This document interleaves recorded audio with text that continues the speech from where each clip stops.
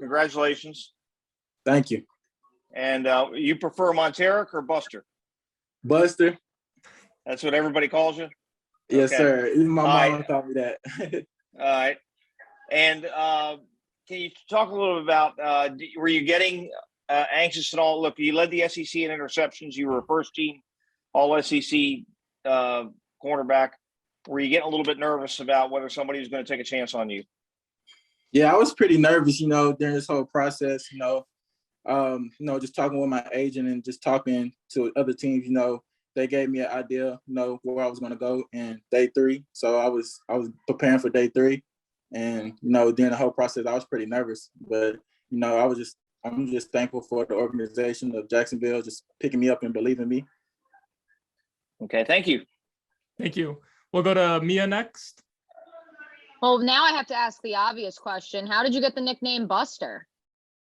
My grandmother gave me that name as a child. She said I was tough, and it was in Buster Brown shoes back in the day. You might know them if you research it, but she just said I was tough, and she gave me that nickname, and it just stuck with me throughout my whole life. A lot of people call me that. Love it. Love it. You lead the SEC in interceptions. You're a first team all SEC selection, and they tell you you're a day 3 pick. What's the reaction to that? It's shocking, just having this dream, as a child, and it's finally happened for me. So it's very shocking. My mindset throughout this process was just head down and keep working with it and have a chip on my shoulder. So that's been my mentality the whole process. Love it. And I have to ask, because you were just part of a true rebuild. I mean, a complete turnaround under Coach Pittman. What was that experience like? How can you maybe translate that here to Jacksonville? During that whole process, just going through 3 different coaches at Arkansas, it was a great moment.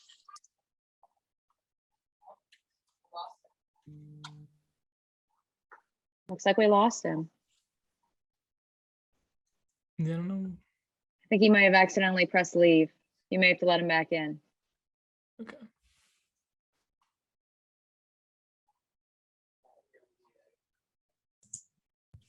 Ryan, why don't you text him and see if he's joining, and I'll keep an. Oh, here he is. He's back. Yeah, he's back. I'll add him back in. Hang tight, guys. We got him. Don't worry, everyone. I'm sorry. My phone is blowing up, and it just cut me out. But just doing the whole process with the coaching change, just seeing the culture change throughout the process and having Coach Pittman step in, I'm looking forward to doing the same thing in Jacksonville and, just changing the program around and keep it in the right direction. Awesome. Thanks. Congrats. Thank you. We'll go to Mark Long next. Congrats, Buster. So take me through what's it been like the last couple of days? Did you watch the draft, or do you not watch the draft? Just kind of sitting around on day 3 waiting for your phone to ring?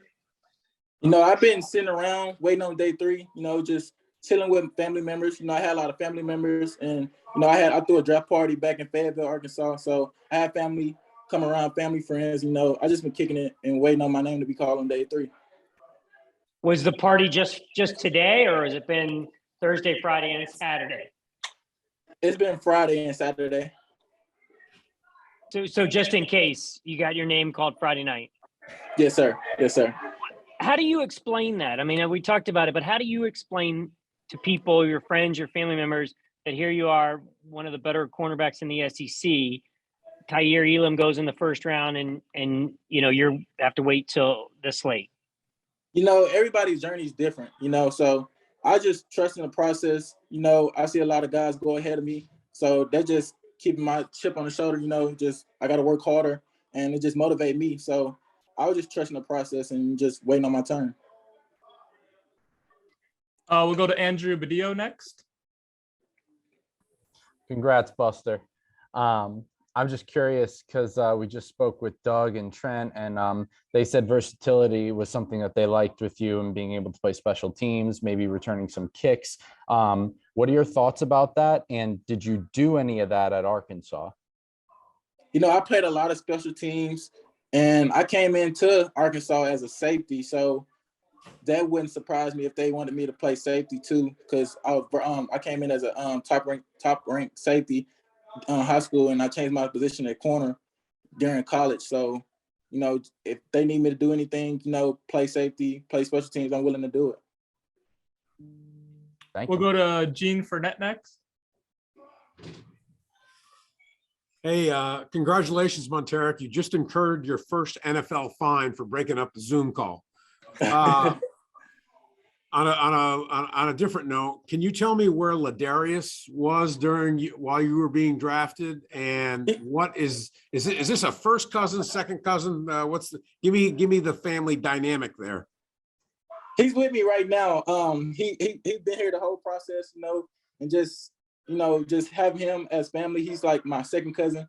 So just him, like just playing with him during high school and just continuing that during college, you know, it's wonderful. And just seeing him watch this process, I think it just motivate him, you know, for his time next year. So it's been a great process, and it was a fun process of I was having him here. So As a it's been great follow-up, will process. there be some kind of dinner bet or some other stakes on whether he can get drafted higher than you next year? Oh yeah, definitely. We definitely gonna talk about it. So we definitely got to talk about that later on. See if he can do better than me.